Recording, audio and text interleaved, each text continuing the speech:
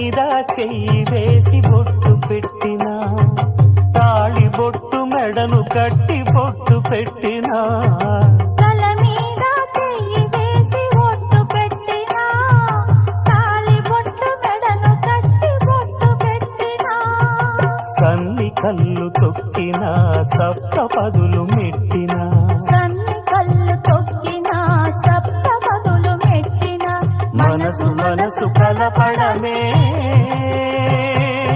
మంత్రం పరమార్థం. శ్రీరస్తు శుభమస్తు, శ్రీరస్తు శుభమస్తు.